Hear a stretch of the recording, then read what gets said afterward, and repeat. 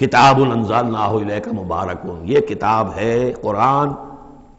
جو اے نبی ہم نے آپ پر نازل کی ہے، مبارک بہت بابرکت ہے۔ یہ برکت کے لفظ کو یہاں سمجھ لیجئے، برکہ عربی زبان میں کہتے ہیں کسی شے میں سے اس کے خیر کو نکالنے والی شے، وہ برکت ہے۔ کوئی شے پوٹینشلی آپ میں ہے لیکن یہ کہ وہ ڈورمنٹ پڑی ہوئی ہے، سوئی ہوئی ہے، اور اس کو آپ ایکسپلائٹ نہیں کر رہے، استعمال نہیں کر رہے، آپ کو اس کا شعور بھی نہیں ہے، احساس بھی نہیں ہے۔ کوئی شے جو آپ کو اس کا احساس دلا دے، پھر آپ اپنی اس صلاحیت کو استعمال کریں، ایکسپلائٹ کریں، اسے بروئے کار لائیں، وہ شے برکت والی ہوئی۔ تو یہ لفظ آتا ہے قرآن مجید میں، یا تو بام مبارکہ، باران رحمت، بارش برستی ہے، زمین میں وہ پوٹینشل رویدگی موجود ہے، ڈورمنٹ ہے، بیج پڑے ہوئے ہیں، پانی آتا ہے، جذب ہوتا ہے، آسموسس شروع ہوتا ہے، پانی داخل ہوتا ہے بیج کے اندر، وہاں کو حرکت شروع ہوتی ہے، اب وہاں سے وہ جو رویدگی نکل رہی ہے اور وہ بیج جو ہے اس سے اب دو پتیاں نکلی ہیں، تو مام مبارکہ۔ اسی طرح یہ کتاب مبارک ہے اس معنی میں کہ انسان کے اندر اللہ نے جو خیر ودیت کیا ہوا ہے، موجود ہے، اس کی روح میں ہے نور تجلی بھی اسی خاک میں پنہاں، غافل تو نرا صاحب ادراک نہیں ہے، وہ ہے تمہارے اندر، لیکن یہ کہ وہ ڈورمنٹ ہے، اس کو نکال کر برآمد کرنا، اس کو سامنے لانا، اس نیکی کو بروئے کار لانا، اس روح کی اور روحانیت جو ہے اس کی نشو و نما، اس کا پروان چڑھنا، یہ اس کتاب کا نتیجہ ہے۔ تو یہ کتاب مبارک ہے، کتاب انزلناہ الیک مبارک لیدبروا آیاتہ ولیتذکر اولو الالباب، یہ مبارک ہے، بابرکت ہے، تاکہ وہ تدبر کریں اس کی آیات پر، اور تاکہ جو ہوش مند لوگ ہیں وہ اس سے سبق حاصل کریں۔ وَوَهَبْنَا لِدَاوُودَ سلیمان، اور ہم نے داؤد کو سلیمان جیسا بیٹا عطا کیا، نعم العبد، بہت ہی اچھا بندہ تھا ہمارا، انہ اواب، اور یقیناً وہ بھی ہماری طرف رجوع کرتا رہتا تھا، ہماری طرف ہی رجوع رہتا تھا، توجہ رکھتا تھا، دھیان ہمارے ساتھ لگائے رکھتا تھا۔ اذ ورد علیہ بالعشی الصافنات الجیاد، جب یہ کہ شام کے وقت ان کے سامنے پیش کیے گئے، یعنی جیسے انہوں نے پہلے ہم پڑھ چکے ہیں کہ انہوں نے اپنی فوجوں کی انسپیکشن کی تھی، تو وہ فوجیں کہ جو انسانوں کی بھی تھیں، جنوں کی بھی تھی، یوزعون، ان کی ریجیمنٹس بنائی گئی تھی، بٹالینز بنائی گئی تھی، اس میں پرندے بھی تھے۔ اسی طریقے سے اب جو گھوڑے رکھے ہوئے تھے جہاد کے لیے، ظاہر بات ہے کہ گھوڑے، کیولری جو ہے وہ تو زمانے میں اصل شے تھی، تو اس کو انہوں نے جو شام کے وقت انسپیکشن پریڈ کوئی ہوئی گھوڑوں کی، تو وَإِذْ عُرِضَ عَلَيْهِ بِالْعَشِيِّ الصَّافِنَاتُ الْجِيَادُ، تو بہت ہی عمدہ، بہت اعلیٰ نسل والے، بہت عمدہ جو گھوڑے تھے، ان کو اس کے سامنے پیش کیے گئے، معائنہ کر رہے تھے حضرت سلیمان۔ فَقَالَ إِنِّي أَحْبَبْتُ حُبَّ الْخَيْرِ عَنْ ذِكْرِ رَبِّي، ہوا یہ کہ اس میں کچھ دیر ہو گئی، شام کا وقت تھا اور سورج جو ہے وہ غروب ہو گیا، عصر کی نماز ان کی قضا ہو گئی، جیسے کہ حضور کی عصر کی ایک نماز قضا ہوئی تھی غزوہ احزاب میں، اور اس پر حضور نے لعنت فرمائی تھی پھر کفار پر کہ ان کی وجہ سے ہماری آج عصر کی نماز، اور خاص طور پر جس کو صلاۃ الوسطیٰ عام طور پر چونکہ گمان ہے، وہ آج ہماری قضا ہو گئی، تو عصر کی نماز ان کی قضا ہو گئی۔ تو انہوں نے کہا کہ مجھے یہ جو حب الخیر، یہ خیر ہے نا، یہ گھوڑے جو ہیں یہ خیر ہے، دولت ہے، ایک آدمی کی بہت اچھی جو ہے پونجی ہے، اس کی محبت نے، انی احببت حب الخیر عن ذکر ربی، میں اس کی محبت میں اتنا مصروف ہو گیا، اتنا مشغول ہو گیا کہ اپنے رب کا ذکر جو ہے وہ بھول گیا۔ حتیٰ توارت بالحجاب، حتیٰ توارت الشمس بالحجاب، یہاں گویا کہ سورج کا لفظ محذوف ہے، یہاں تک کہ سورج جو ہے وہ تو چھپ گیا، اوٹ میں آ گیا۔ ردوہا علیہ، تو اس میں انہوں نے کہا کہ ذرا واپس لاؤ ان گھوڑوں کو۔ فطفق مسحا بالسوق والاعناق، تو اب وہ لگا تلوار مارنے ان کی گردنوں پر اور ان کے پیروں پر۔ اس کو سمجھنا چاہیے کہ غلبہ حال میں یہ کیفیت ہوئی، اس کی بھی تعویل کرنے کی بہت کوشش کی گئی کہ نہیں وہ تو پوچھنے کے لیے ان کی گردن گویا کہ اور ان کو چوم چاٹ رہے ہیں، تو انہوں نے جو ہاتھ چلائے تھے ان کی گردن اور جو ان کے پاؤں، جیسے کہ آدمی جب یعنی بہت ہی گھوڑا بہت اعلیٰ نسل کا ہو تو آپ ہاتھ پھیرتے ہیں اس کے اوپر، تو اس سے ایک اپنائیت کا سا احساس اس کے اندر بھی پیدا ہوتا ہے۔ تو یہ جو نہیں، یہ بات نہیں ہے، بات سیدھی وہی ہے کہ جو یعنی خام خواہ اس میں ضرورت نہیں ہے، جیسے کہ غلبہ حال کسی وقت ہو جاتا ہے، خام خواہ تعویل کی کیا ضرورت ہے۔ جیسے حضرت عمر کا معاملہ ہو گیا تھا کہ غزوہ احد میں تلوار پھینک کر بیٹھ گئے،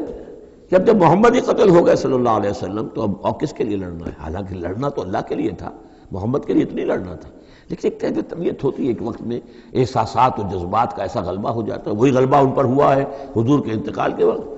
وہ بھی تلوار کھینچ کے بیٹھ گئے تھے کہ جو شخص کہے گا کہ محمد کا انتقال ہو گیا گردن اڑا دوں گا،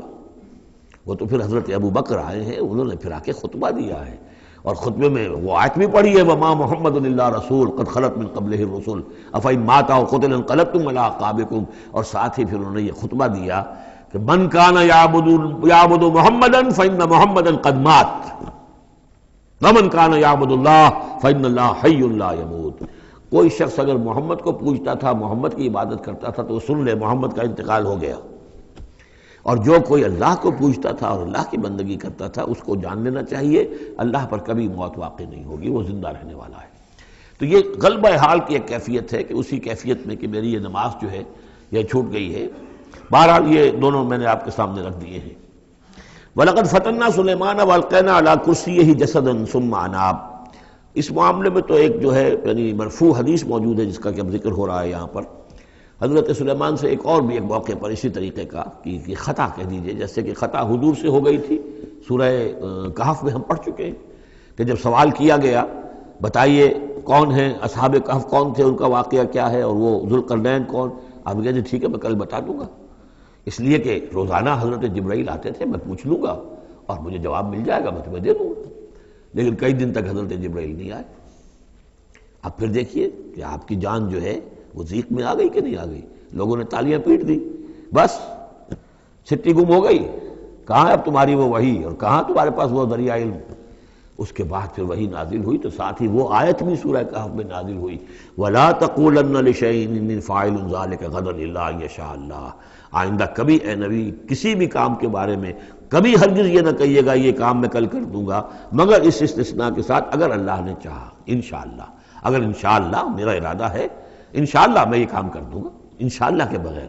ہم لوگ جو کہتے رہتے ہیں تو ہماری کوئی حیثیت نہیں ہے کہ اس پر پکڑا جائے ہمیں، لیکن جو بڑے لوگ ہوتے ہیں، جو عظیم شخصیات ہوتی ہیں، تو ان کے لیے یہ معاملہ جو ہے وہ اتنا ہی سخت ہوتا ہے اللہ کا، پھر ان کی گرفت بھی ہوتی ہے تو چھوٹی چیز پر ہوتی ہے، بڑے لوگوں کی چھوٹی چیز پر بھی بڑی سخت گرفت ہوتی ہے، یہ قاعدہ قانون ہے۔ تو اسی طرح کا معاملہ انشاءاللہ ہی کہنے کا معاملہ ہو گیا ہے کہ جو بھول گئے یا کسی وجہ سے حضرت سلیمان کا اصل میں ان کا کوئی معاملہ ہوا، اپنے کچھ سپہ سالاروں سے ناراض ہوئے ان سے،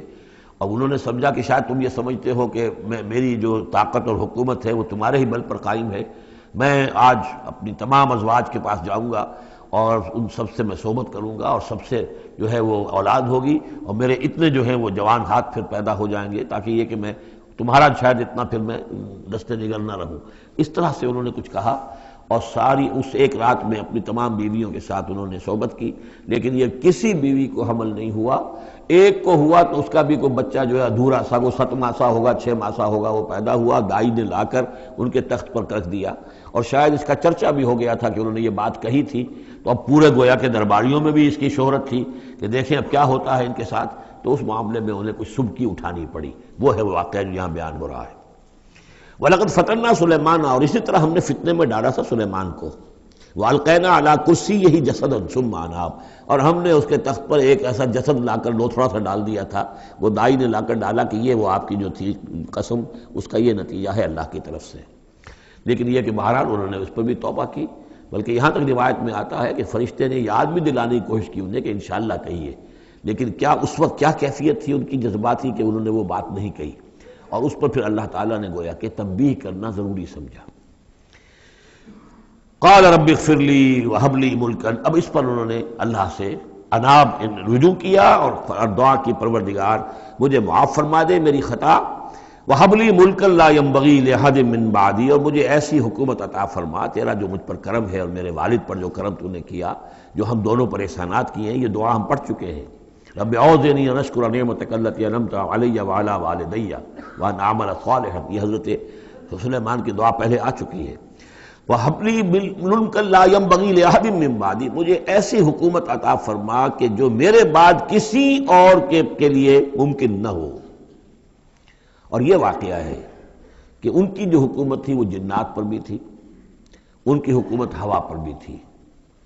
ان کا قانون پرندوں پر بھی چل رہا ہے، اس اعتبار سے واقعتاً یہ مثالی ہے ایک معاملہ، لا ينبغی لأحد بعدی من بعدی، میرے بعد پھر کسی اور کو اس طرح کی حکومت نہ ملے، تو اس طرح کی حکومت پھر اللہ تعالیٰ نے کسی اور کو نہیں دی، اللہ نے ان کی اس دعا کو قبول فرمایا۔ انک انت الوہاب، یقیناً تو ہی ہے دینے والا عطا کرنے والا۔ فسخرنا لہ الریح تجری بامرہ رخان حیث اصاب، تو ہم نے ہوا کو بھی اس کے لیے مسخر کر دیا، اس کے حکم پر وہ چلتی تھی، اس کے حکم سے چلتی تھی بڑی ہی نرمی اور آہستگی کے ساتھ جہاں بھی وہ پہنچنا چاہتا تھا، یعنی ہوا کی ڈائریکشن بھی ان کے اختیار میں، اور وہ ہوا جو ہے پھر ان کے سفینوں کو لے کر سمندروں کے اندر بھی جدھر وہ جانا چاہتے تھے وہ آرام کے ساتھ لے کر جاتی تھی۔ وَشَيَاطِينَ كُلَّ بَنَّاءٍ وَغَوَّاصٍ، اور ہم نے مسخر کر دیے تھے اس کے لیے وہ شیاطین یعنی جنات، کل بنائن جو سب کے سب بنانے والے تھے عمارتوں کے بنا، بنا کہتے ہیں معمار کو، بنا حسن البنا شہید رحمۃ اللہ علیہ ان کا خاندانی پیشہ جو ہے وہ تعمیر، وہ معمار خاندان سے تھے، اور عربوں میں کوئی اس میں آر نہیں ہوتا۔ آپ سعودی عرب میں جائیں گے سقا، اب وہاں پہ کوئی صاحب ہوں گے جن کے جد امجد جو ہیں وہ حرم کے اندر کہیں پانی پلاتے تھے لوگوں کو،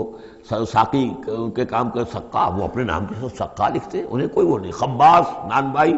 خاندان چلا رہا ہے، خبازوں کا خاندان ہے، نان بائی ہے، تو کام کے اندر تو پیشے میں عیب نہیں رکھیے نہ فرحات کو نام، سیدھی سی بات ہے۔ تو وہ بنا وہ ان کے لیے تھے معمار، وغواص اور غوطہ خور، غوطہ کرنے والے، سمندروں میں غوطہ لگا کر اور وہاں سے موتی وغیرہ نکالنے والے، وآخرین مقررین فی الاسفاد، جو لوگ تو رہتے تھے، اور کچھ اور قوم ہوتی تھی کہ جو جکڑی ہوئی زنجیروں میں، یہ جنات کی طاقت جو ہے ایک نفری وہ ہوتی تھی جو رکھی رہتی تھی کہ جہاں ایمرجنسی میں ضرورت ہو تو پھر ان کو وہاں سے استعمال کیا جائے۔ ھذا عطاؤنا، اور ہم نے ان سے کہہ دیا تھا اے سلیمان یہ ہماری عطا ہے تمہارے لیے، فمنن او امسک، چاہو تو یہ تقسیم کرو لوگوں کے اندر، لوگوں پر احسان بھی کرو، اور چاہو تو اپنے پاس رکھو بغیر حساب۔ بہرحال ہم نے اس پر حساب کوئی نہیں رکھا، ہم تم سے اس پر کوئی حساب نہیں لیں گے۔ وَإِنَّ لَهُ عِندَنَا لَزُلْفَىٰ وَحُسْنَ مَآبٍ، اور یقیناً اس کے لیے ہمارے پاس بہت اونچا رتبہ بھی ہے اور بہت عمدہ ٹھکانہ بھی ہے، جب وہ لوٹ کر آئیں گے تو ان کو وہاں پر بہت عمدہ ٹھکانہ ملے گا۔ وَاذْكُرْ عَبْدَنَا أَيُّوبَ إِذْ نَادَىٰ رَبَّهُ